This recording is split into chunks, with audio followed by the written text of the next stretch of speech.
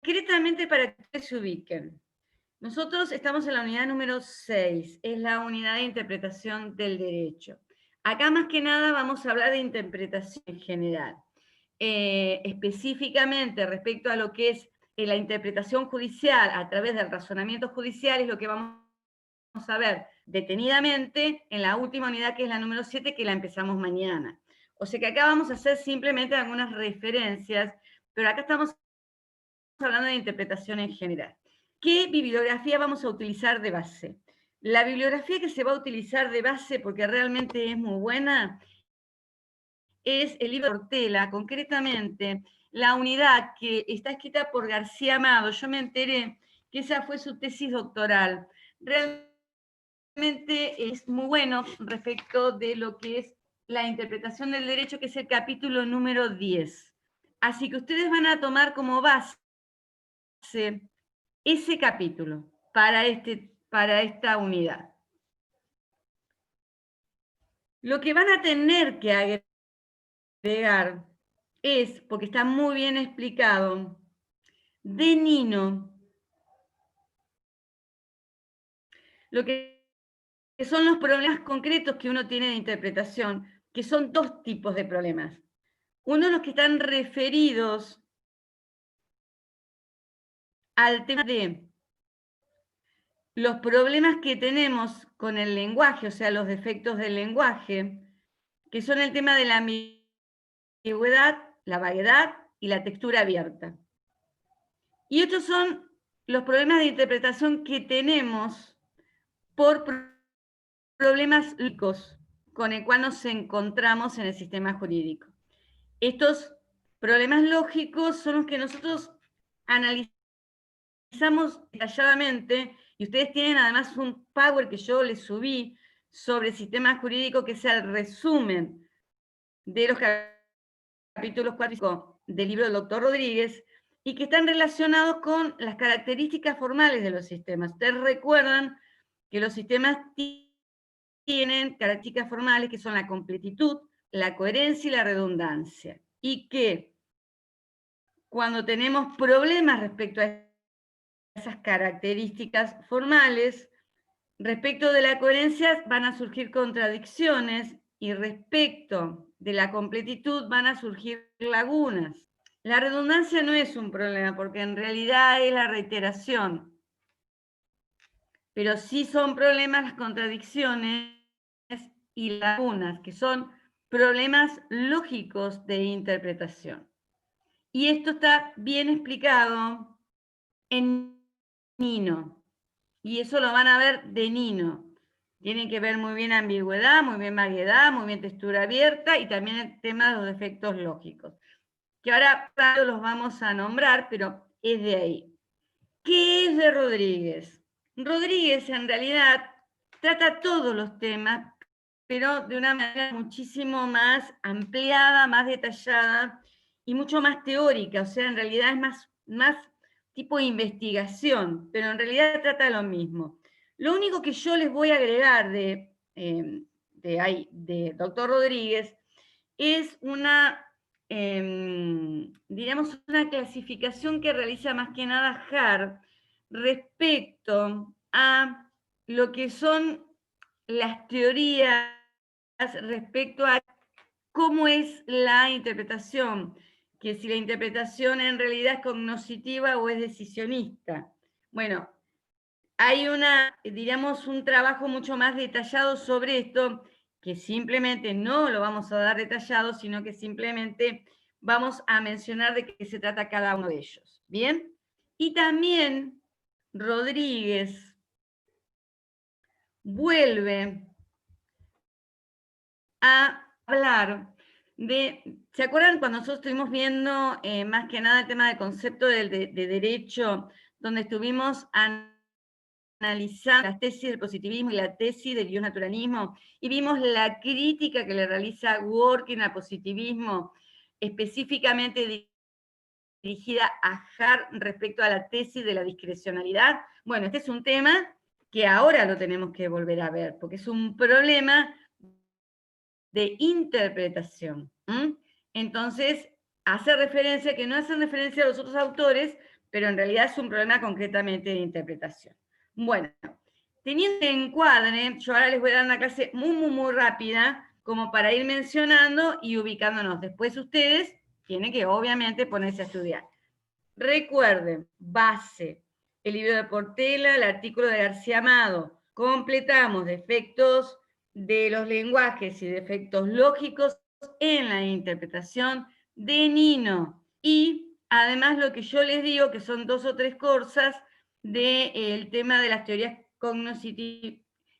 cognitivas o decisionistas. Y respecto a Working, no hay ningún problema, vuelvan a ver el tema de la crítica que Working le realiza al positivismo respecto de la tesis de la discrecionalidad y de la distinción que hay entre reglas y principios. ¿Sí? Bien. ¿Estamos ordenados? Bien. Voy a sacar el video, a ver si se va escuchando un poquitito mejor. No van a tener el placer de verme, lo lamento por ustedes, pero bueno. Ustedes no se vayan, yo los quiero ver. Ahí lo tengo a Lautaro, que no está, Fiorella, que ahí está, Emily. Me gustaría verle las caritas. Bueno, empecemos. Concretamente, lo primero que nosotros tenemos que tener claro es que siempre debemos interpretar. Aunque el texto sea claro, para poder determinar que es claro, previamente lo tenemos que interpretar. Entonces, siempre debemos interpretar. Otro tema que tenemos que tener muy en claro es cómo comienza el doctor Rodríguez haciendo la distinción. ¿Se acuerdan la distinción que nosotros habíamos hecho entre formulación normativa, norma y proposición normativa? Obviamente, la formulación normativa es la que nosotros debemos interpretar para poder ver cuál es el contenido de esa formulación normativa que es la norma jurídica. O sea que siempre debemos interpretar. Y algo que tenemos que tener en claro es que cuando la formulación normativa, o sea, la norma que extraemos es clara, no tiene problema de ambigüedad, no tiene problema de vaguedad, si la relacionamos con otras normas es completa, no hay contradicciones. En general, uno no se va a poner a formular el enunciado interpretativo por escrito. Simplemente lo analiza y directamente, si es un juez, lo aplica. Generalmente, cuando nosotros interpretamos una formulación normativa y lo interpretamos a través de otro enunciado normativo y lo hacemos en forma verbal, utilizando el lenguaje, es generalmente cuando tenemos un problema de interpretación, cuando de repente nos pueden surgir, porque hay un problema de ambigüedad, un problema de vaguedad, es ahí donde en realidad lo expresamos a través de otro enunciado. Pero cuando es claro, en general, comprendemos, captamos y no lo expresamos a través de otro enunciado. Bien. También otro tema que tenemos que tener en claro es que cuando estamos hablando de interpretaciones, en realidad generalmente uno interpreta siempre relacionando la norma con una determinada situación de hecho a la cual se lo tenemos que aplicar. O sea que en las interpretaciones, no solamente, sobre todo cuando el juez debe resolver, no solamente interpreta la norma, sino que también tiene que interpretar el hecho sobre el cual se va a aplicar esa norma. Nosotros en realidad lo que vamos a analizar en esta unidad es más que nada la interpretación de las normas. ¿Por qué? Porque después nos vamos a referir también a los problemas que tenemos de interpretación respecto de los hechos, cuando específicamente nos refiramos en la unidad número 7 a lo que es el razonamiento judicial. Acá más que nada nos estamos refiriendo al tema de lo que es las normas. Entonces, para que nos quede claro, ¿qué es interpretar? O sea, consiste en correlacionar un significado a una determinada formulación normativa. Recuerdan que hicimos la distinción entre formulación normativa y norma. O interpretar, también podemos decir que consiste en identificar o de atribuir un significado, de descubrir o de decidir qué significado corresponde a una determinada formulación normativa. Y acá yo les voy a hacer referencia a algo que, vuelvo a reiterar, aunque se esté grabando, mucha importancia ustedes no le han dado cuando lo expliqué en la primera unidad sobre el lenguaje. Y a lo que me estoy refiriendo es a las dos tesis que intentan explicar la relación entre el lenguaje y la realidad. Porque las tesis que tratan de explicar en qué consiste el tema de la interpretación se basan en estas dos tesis. ¿Recuerdan ustedes cuáles serán esas tesis que nosotros analizamos en cuanto a la relación entre el lenguaje y la realidad? Que muchos no la han contestado en el trabajo práctico que tuvimos en la unidad número 1. Quiero que me lo escriban acá al costadito en el chat. A ver, para eso está. Estoy esperando. No, María Eugenia, no, escribiendo. Aunque tengan que tomarse un tiempo, quiero que vean de qué estoy hablando. A ver si lo podemos precisar. A ver. Ay, ¿será que me puede repetir la pregunta que no la... Es simple. ¿Cuáles son las dos tesis que tratan de explicar la relación entre lenguaje y realidad que lo vimos en la unidad número 1? Gracias. Espero. A ver quién se anima. ¿Cuáles eran?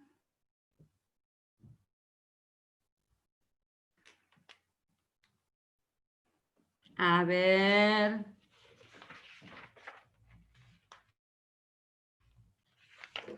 Espero, tengo paciencia.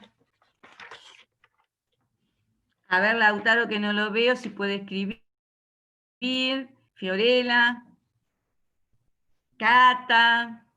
Catalina.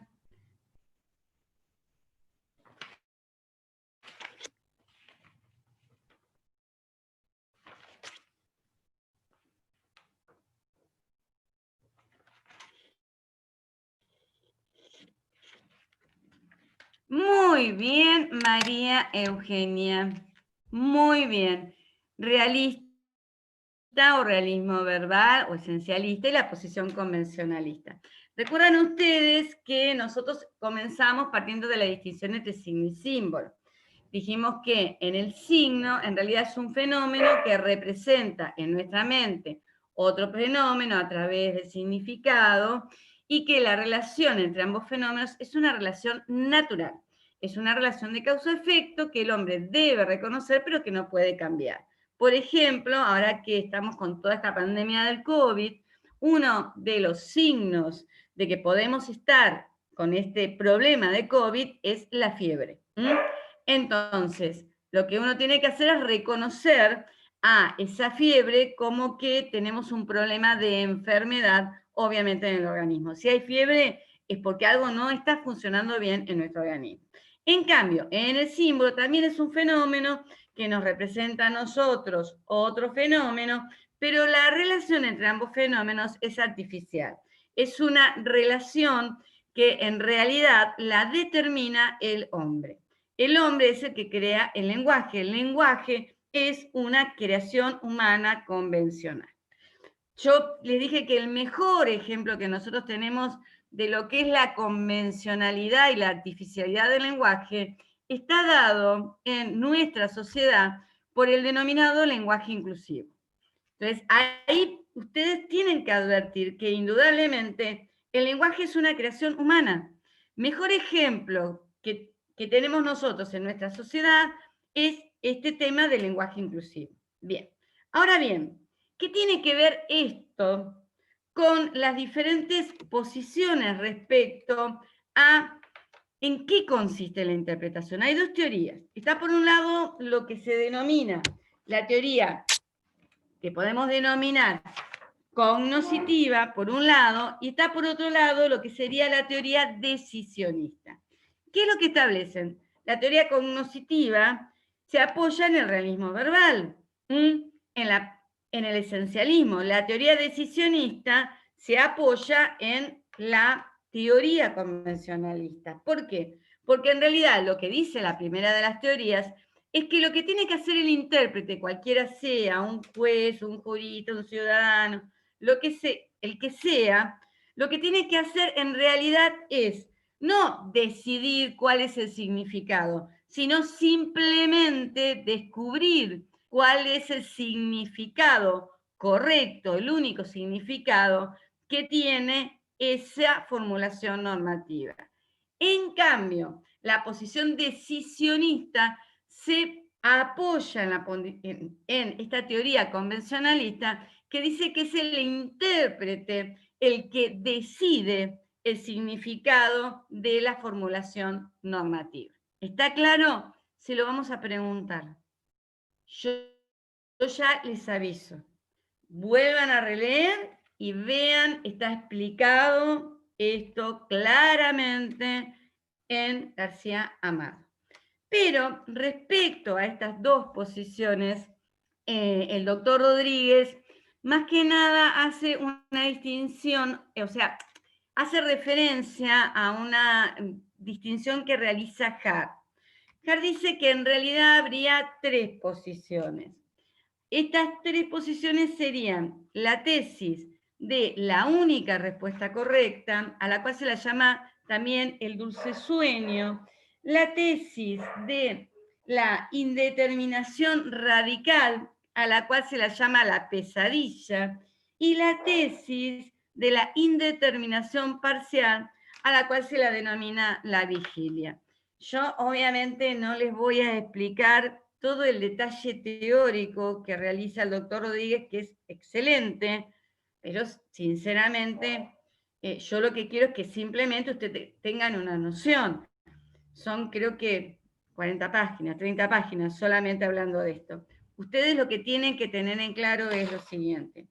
La teoría de la única respuesta correcta o la del dulce sueño, obviamente, adopta una posición cognoscitiva.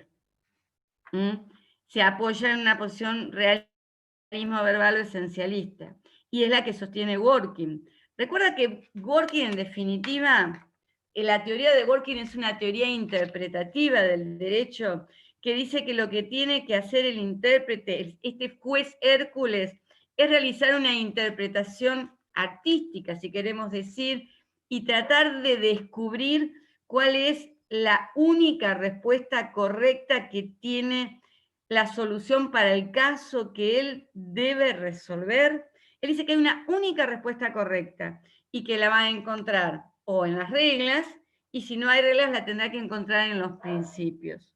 Bueno, esta es la posición que sostiene Dworkin y esta es la que denomina Hart el dulce sueño, que es la tesis de la única respuesta correcta. ¿Está claro? Por contraposición, tenemos la tesis de la indeterminación radical, que se apoya obviamente en la teoría decisionista, que se apoya a su vez en el convencionalismo.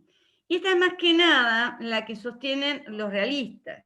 Los realistas llegan directamente al extremo de desconocer, o sea, el realismo extremo es una posición que directamente prescinde de las reglas jurídicas. Dice que son juguetes vistosos, que en realidad para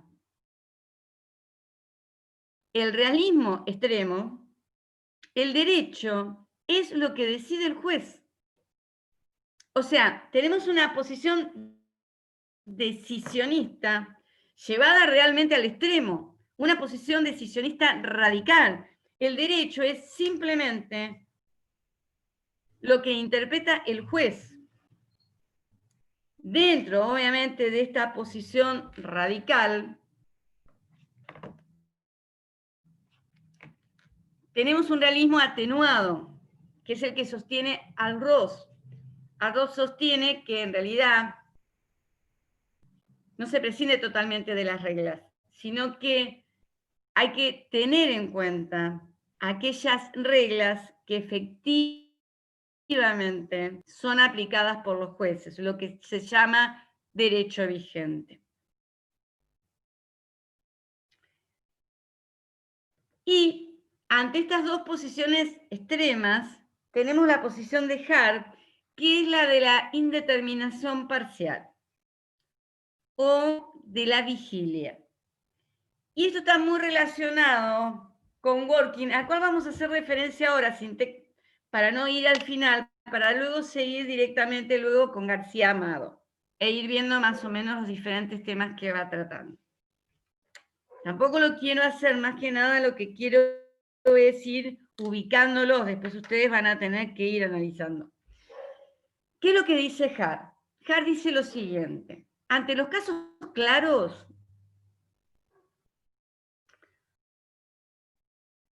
quien debe interpretar lo que hace es, sinceramente, hacer una interpretación y conocer, diríamos, el contenido de una determinada norma. O sea que en realidad, ante los casos claros, diríamos, la posición que toma el intérprete es una posición simplemente cognoscitiva. Igual debe realizar una interpretación, tiene que primero interpretar cuál es el significado. Si el significado es claro, obviamente, diríamos, la manera de interpretar es eminentemente cognoscitiva. Pero ante los casos oscuros, en los cuales no tengo reglas, o tengo problemas de lagunas, o tengo problemas de contradicciones, entonces en ese caso, el juez tiene discrecionalidad y decide. Y ahí, la posición que adopta es una posición eminentemente decisionista. ¿Por qué? ¿Por qué sucede esto? Porque los jueces siempre están obligados a resolver.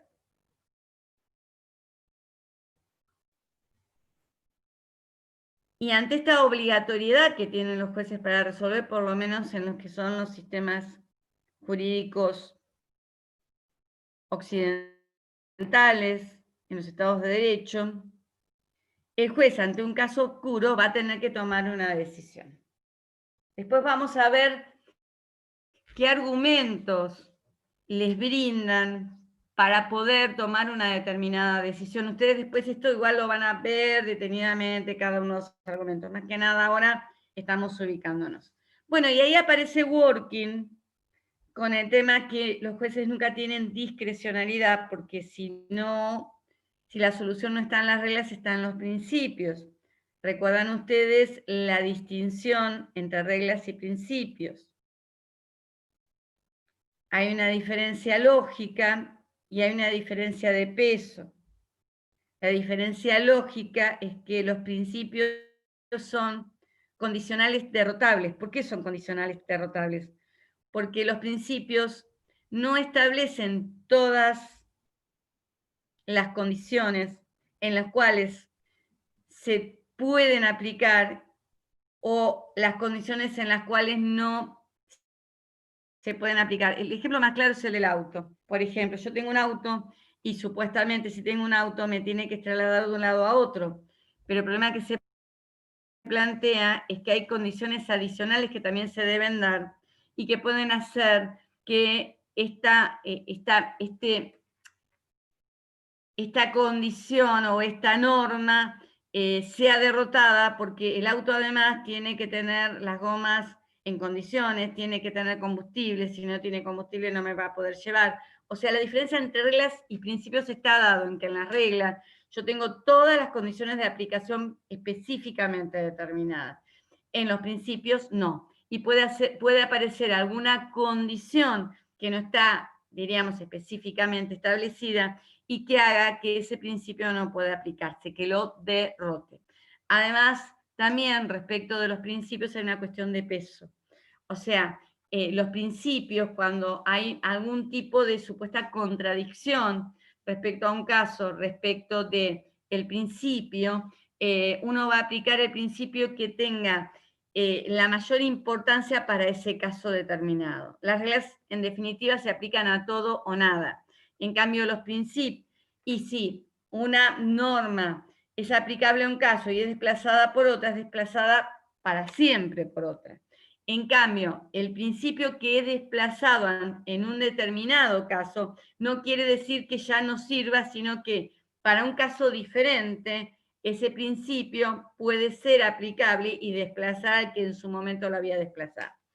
Esto es importante. Muchos dicen que, porque el problema que se plantea ahora, y ya seguimos con interpretación, pero es relevante, es que en las constituciones actualmente modernas, que son constituciones políticas, son constituciones valorativas, cada vez es más amplio la parte dogmática y cada vez es más amplio el contenido. Lo que dicen los positivistas es que los principios que están en la Constitución son positivos, pasan a ser normas, porque la Constitución también es un hecho. Entonces, dice que en realidad la diferencia entre principios y reglas es una diferencia simplemente de grado. Los principios son reglas abiertas, porque no tienen precisadas todas sus condiciones de aplicación. No así las reglas en sentido estricto que sí lo tienen. Bien, y que también hay algunos que dicen que los principios no se aplican por ponderación, se aplican igual que las reglas, por subsunción también. Porque de momento en que pasan a ser positivos, uno cuando tiene que resolver van a aparecer en una de las premisas de lo que veis el razonamiento judicial y se van a aplicar de la misma forma por subsunción. Eso después lo vamos a volver a ver en lo que es la unidad número 7. Quédense tranquilos. Entonces, yo les acabo de hablar ahora de algo que está en Jorge Rodríguez, que es lo único que estamos agregando, que son este detalle que se hace respecto a las teorías decisionista o cognoscitiva respecto a lo que es cómo se interpreta. Él trae a colación a Hart y hace una distinción un poquito más detallada, pero es una aplicación más detallada de estas teorías, que por favor las tienen que saber y que están relacionadas con el realismo verbal y el convencionalismo que vimos en la unidad número 1. Luego de esto, chicas y chicos, directamente ya seguimos con García Amado. Totalmente García Amado. A lo que le vamos a simplemente agregar la muy buena explicación que hace Nino respecto a los defectos en cuanto al lenguaje en el cual están expresadas las normas y en cuanto a los defectos de tipo lógico, que son problemas de interpretación. ¿Está claro? Bien, bueno, entonces, si seguimos a García Amado, que también lo trae Jorge Rodríguez, también lo que tenemos que ver es la interpretación desde el punto de vista de quiénes son los operadores jurídicos. Entonces ahí tenemos una clasificación. Tenemos una interpretación auténtica, que es la del legislador. Tenemos una interpretación también que Jorge Rodríguez la llama auténtica, pero en general acá la llaman operativa, que es la del juez. Porque en realidad el juez es el que aplica, interpreta y aplica directamente la norma. También tenemos una interpretación que es no auténtica, que es la de los juristas, la de los doctrinarios. También los abogados, los ciudadanos, también realizan una interpretación de las normas que obviamente no son interpretaciones no auténticas. Pero eso es la interpretación vista desde el punto de vista del operador. Bien. Siguiendo con el tema de la interpretación, nosotros también podemos hablar de una interpretación literal o de una interpretación correctiva. La interpretación literal generalmente se da cuando tenemos una interpretación de tipo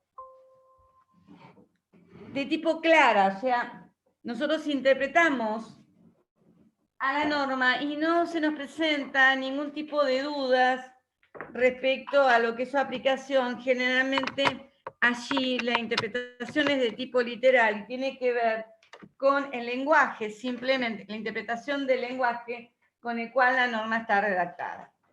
En cambio, vamos a tener una interpretación correctiva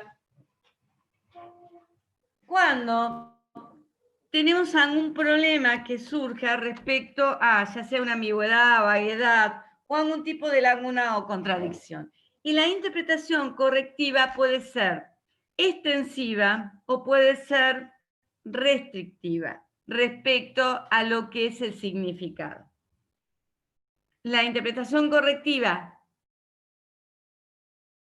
ampliatoria es aquella que lo que intenta es ampliar el campo de aplicación de la norma. En cambio, la restrictiva lo que intenta es disminuirlo.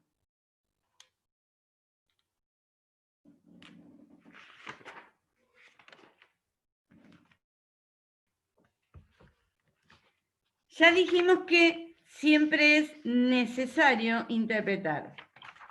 El tema de la valoración y de la justificación de las decisiones judiciales lo vamos a ver en la próxima unidad. Bien. Cuando interpretamos, pueden surgir problemas ya sea de defectos en el lenguaje en el cual están redactadas las normas, que pueden ser de ambigüedad, de vaguedad o de textura abierta.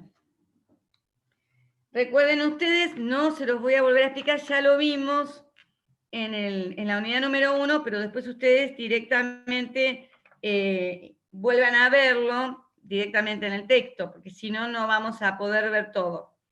La ambigüedad, recuerden ustedes que es la polisemia, o sea, cuando nos encontramos con varios significados, ya sea de un determinado término o de una determinada formulación normativa. Y recuerden que la ambigüedad puede ser sintáctica o puede ser semántica. Excelentes ejemplos trae Nino sobre este tema, así que a ver y estudiar Nino. La vaguedad es la falta de precisión. Hay una vaguedad a la cual hace referencia Jorge Rodríguez, que es la vaguedad que surge por el tema, la vaguedad combinatoria, que se da sobre todo en el ámbito del derecho, cuando no está especificado claramente cuáles son las características que tienen que tener un determinado caso para realmente poder entrar dentro de un determinado término. El ejemplo más claro es que se da con el tema del derecho, que tiene que ver con cuando ustedes lo estuvieron viendo, con el tema de la pluriformidad del derecho. Entonces, el tema que se nos plantea es que no tenemos muy en claro cuáles son todas las características que se tienen que presentar. Por ejemplo, a veces tenemos dudas sobre si la generalidad para que una norma sea norma tiene que estar siempre. ¿Por qué? Porque el problema que se nos plantean es que también es una norma la sentencia judicial, que en realidad no es general, es una norma particular. También está dado por el tema de si de repente todas las normas tienen que ser promulgadas en forma escrita o de repente también es una norma jurídica aquella que es una costumbre. O sea, el problema que se plantea en la vaguedad combinatoria es que a veces no sabemos si todas las características tienen que aparecer o si aparecen una, dos o tres, ya igual podemos incluir a ese término. Y la textura abierta está relacionada con la vaguedad potencial. Recuerden ustedes, cuando nosotros vimos en la primera unidad el tema de definir, uno cuando define por características positivas, por características que tienen que estar. Uno no define diciendo, para que algo sea tal cosa tiene que tener estas características y no tiene que tener estas. Entonces, el problema que se plantea es que de repente aparece una característica que uno en su momento no tuvo en cuenta como característica definitoria y que nos hacen dudar sobre si de repente nos encontramos ante un caso del cual habla esa palabra de clase o no. Esto es la textura abierta, que es una característica potencial que tiene el lenguaje en general y que está muy relacionado con el tema de cómo se define y también con el tema de los adelantos continuos que nosotros tenemos en lo que es la ciencia y en lo que son los aparatos.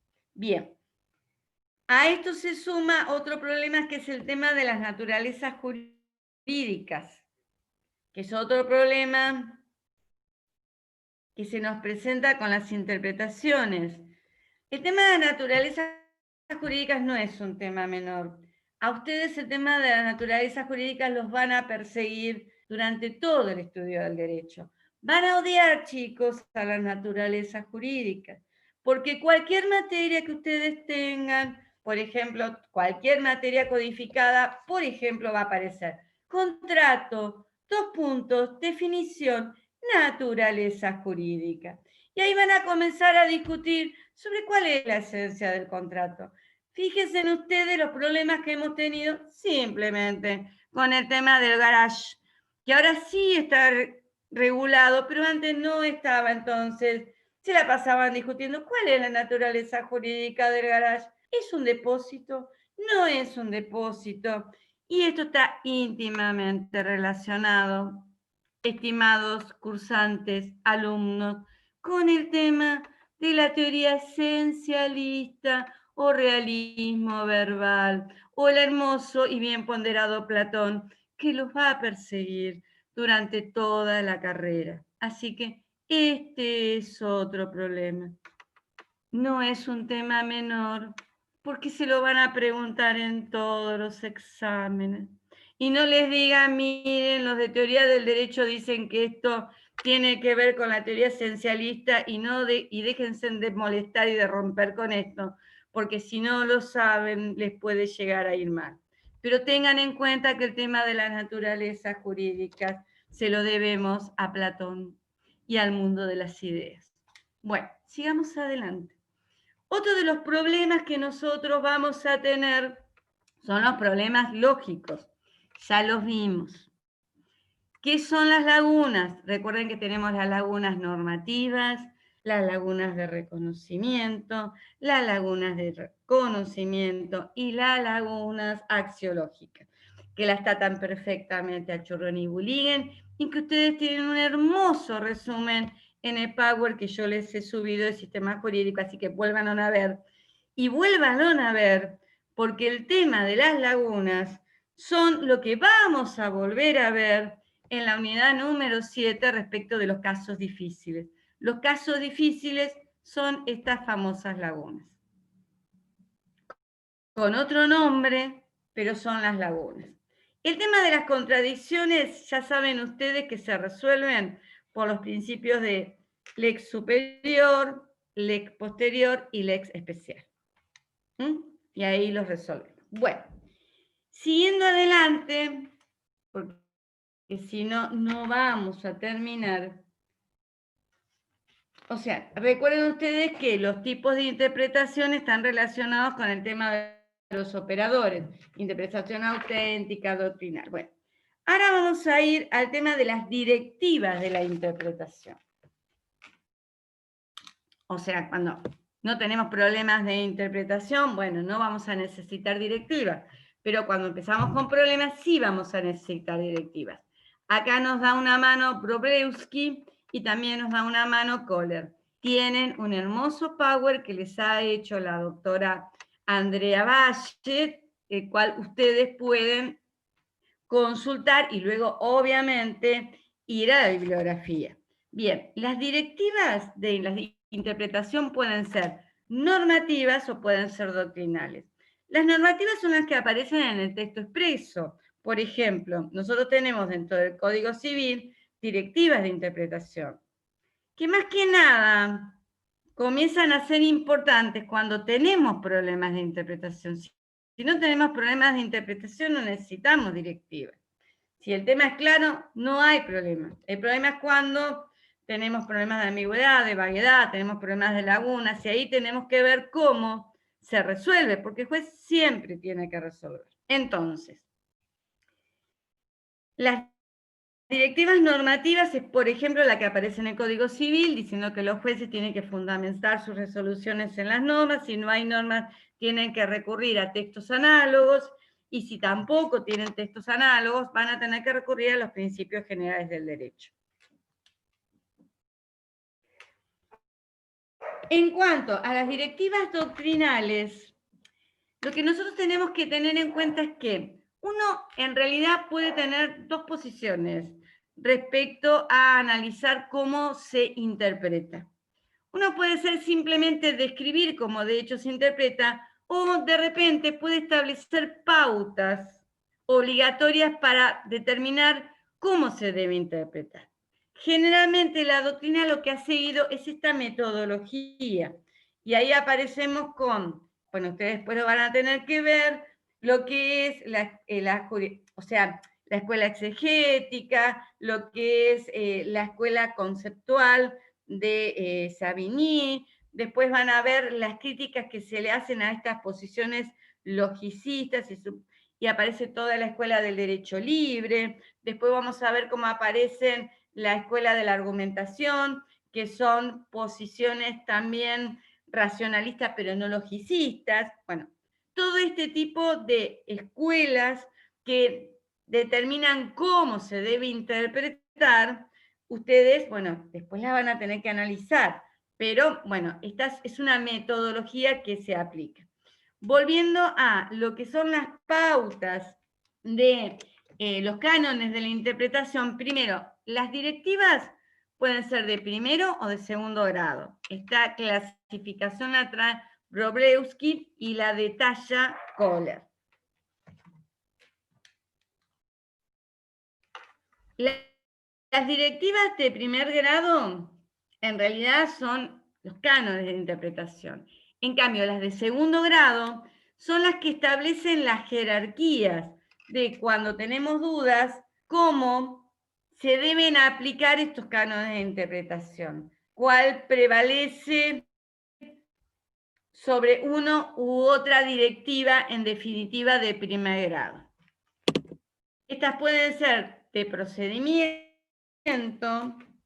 y también puede ser de preferencia.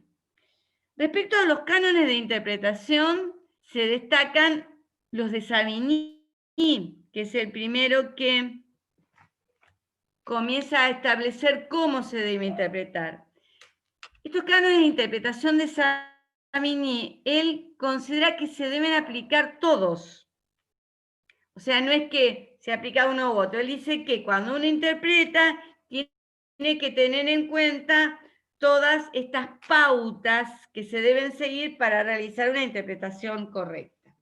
Él considera que cuando se interpreta hay un elemento gramatical que se tiene que tener en cuenta, que hace referencia específicamente al tenor literal del enunciado de la formulación normativa. A su vez, también, cuando interpreta, no solamente tiene que tener en cuenta el contenido de la formulación normativa, sino que además tiene que relacionar ese contenido en forma lógica con el resto de las normas, para que no exista una contradicción.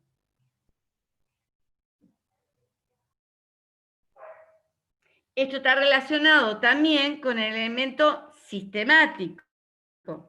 O no solamente concretamente el tema lógico respecto a la contradicción, sino también analizar a la norma dentro del sistema jurídico. Y también está un elemento histórico. María Eugenia, ¿tenés alguna duda? Que te veo. ¿Venimos bien? ¿Bien? Ah, bien. Y después tenemos también un elemento histórico que está relacionado con las motivaciones que ha tenido en su momento el legislador para dictar una determinada resolución. Estos cánones de Savigny son luego reformulados por Peter Kohler y se mencionan actualmente los siguientes criterios o directivas de primer grado. Por un lado está la interpretación gramatical o literal,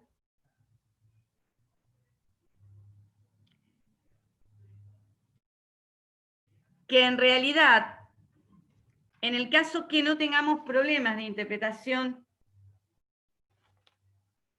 es la que prevalece. También hay que tener en cuenta la interpretación sistemática, que es la que está relacionada con la interrelación entre las distintas normas jurídicas. O sea que en este caso hay que interpretar a la norma no en forma aislada, sino en relación con otras normas que guardan relación con ella.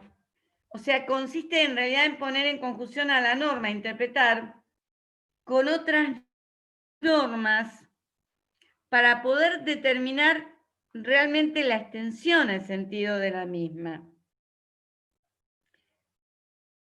Este criterio tiene más que nada en cuenta una cuestión de tipo lógico para que no existan contradicciones de la norma con otras que están dentro del mismo sistema. También está la interpretación histórica, o sea, como el canon histórico, como una interpretación de primer grado. Ahí está relacionado la interpretación histórica con tratar de interpretar cuál era el fin que perseguía el legislador en el momento en el cual dicta la norma. O sea, está relacionado en realidad la interpretación histórica con una interpretación teleológico subjetiva. O sea, cuál es el fin subjetivo que perseguía el legislador en ese momento. Y también está la interpretación teleológica que está relacionada más que nada con el fin objetivo que se persigue. Porque una cosa es la intención subjetiva del legislador y otra cosa está relacionada con el fin objetivo que se persigue con esta norma, con el dictado de la norma.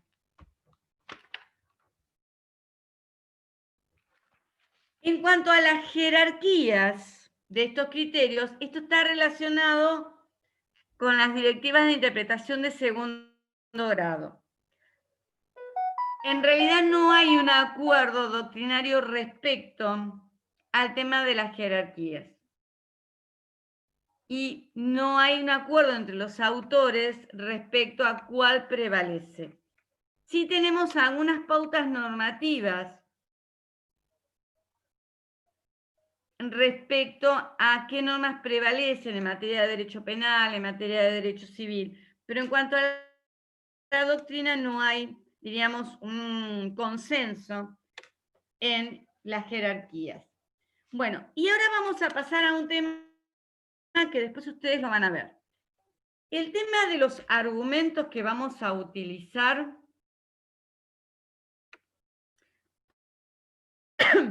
está relacionado con el tema de cuando tenemos un problema de lagunas. Fíjense en ustedes que el Código Civil es muy claro respecto a que si no tenemos problemas de interpretación hay que aplicar la ley, no hay problema. Pero cuando comenzamos con problemas de lagunas, ahí el mismo Código Civil nos dice que tenemos que recurrir a leyes análogas. Y acá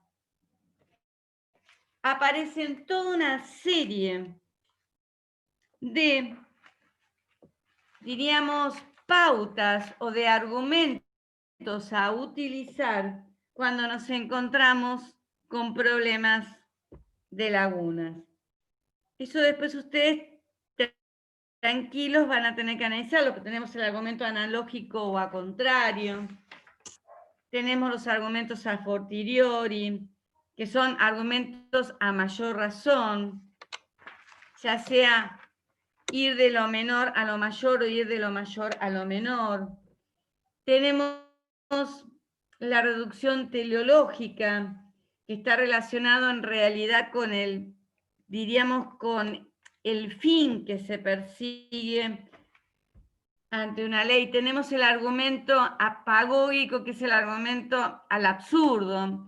O sea, que decimos, no, nunca puede, o sea, sería absurdo que el ordenamiento jurídico persiga una determinada solución. El argumento de equidad, el argumento de principios, son todos elementos que la doctrina le proporciona a quien debe tener que resolver para que pueda llenar una laguna. O sea que todos estos argumentos están directamente relacionados cuando el problema de interpretación que tenemos lo tenemos porque nos encontramos con una laguna. O sea, específicamente cuando no tenemos regla. Fíjense ustedes que uno de los argumentos es recurrir a los principios, que sería el que nos da Working. Working diría que nunca tenemos lagunas porque siempre tenemos principios para aplicar y para resolver.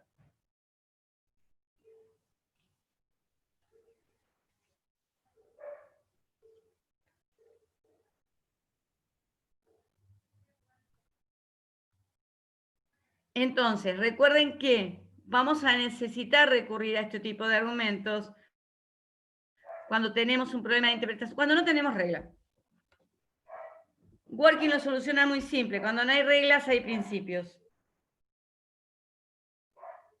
Pero como todos no son working, también hay otros elementos como recurrir a leyes análogas, extender, restringir, y nos van dando diferentes argumentos como para poder justificar la decisión que se toma.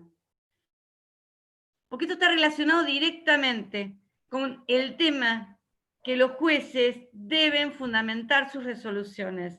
Entonces, cuando no tiene el juez una regla explícita para poder justificar, va a tener que recurrir a otro tipo de argumentos.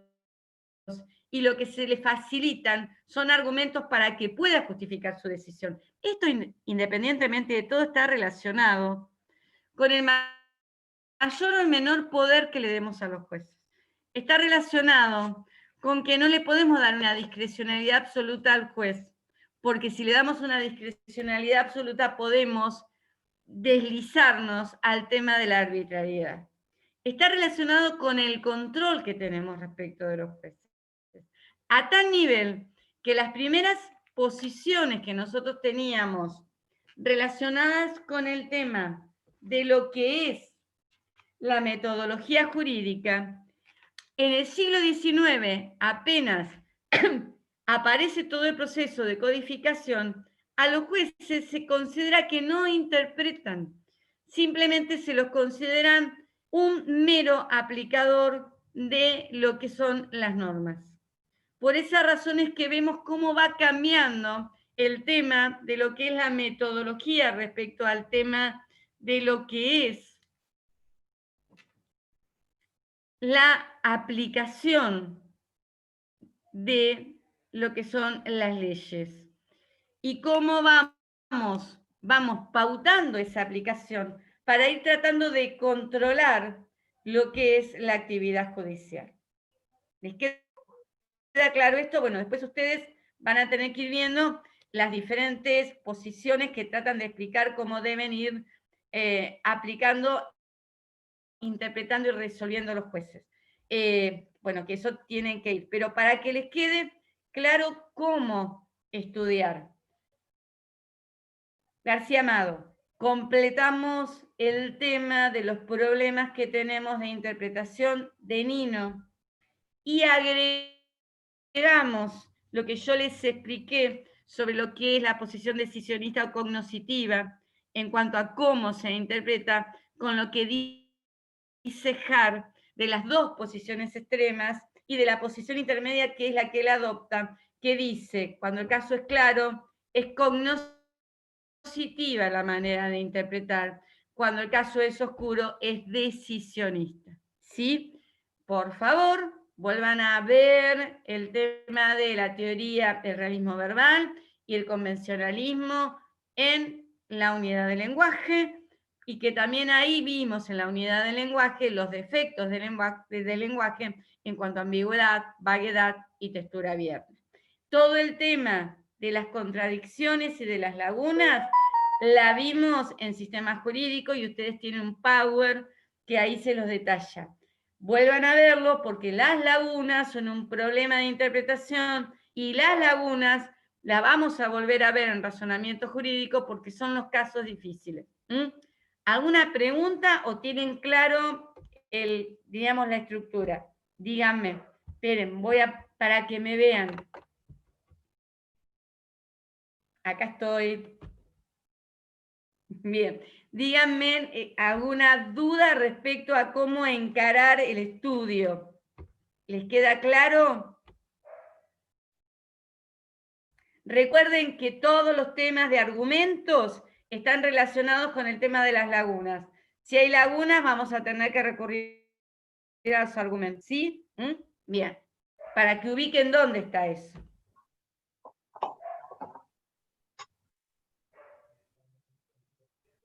Bueno. Si estamos bien, yo me voy a prender el horno porque sabe Catalina que acabo de preparar la pizza. Porque justo me llama para decirme, hoy hay clase. Y le digo, sí, termino de preparar la pizza y ya me conecto. O sea, yo soy Tana, así que la pizza la hago yo. Bueno, así que estamos bien. Mañana entonces empezamos con la última unidad, que es razonamiento jurídico específicamente. Ahí vamos a analizar el tema de la estructura de la decisión judicial. Vamos a analizar además la justificación interna y la justificación externa. Vamos a ver cómo resuelven y también ahí lo vamos a tener al doctor Gamini, que también va a dar parte de lo que es esa unidad. O sea, doctor Gamini es sumamente claro, así que no vamos a tener mayores problemas. Y también yo les voy a les voy a subir un Power de parte de lo que es la unidad número 7. Ya ustedes tienen un Power de lo que es la unidad número 6. No van a tener problemas, no creo que tengan problemas. Bueno, nos vemos. Bueno, que duerman bien, que descansen. Chao, profe. Y mañana Gracias. nos volvemos a ver. Hasta luego, chicos. Hasta luego.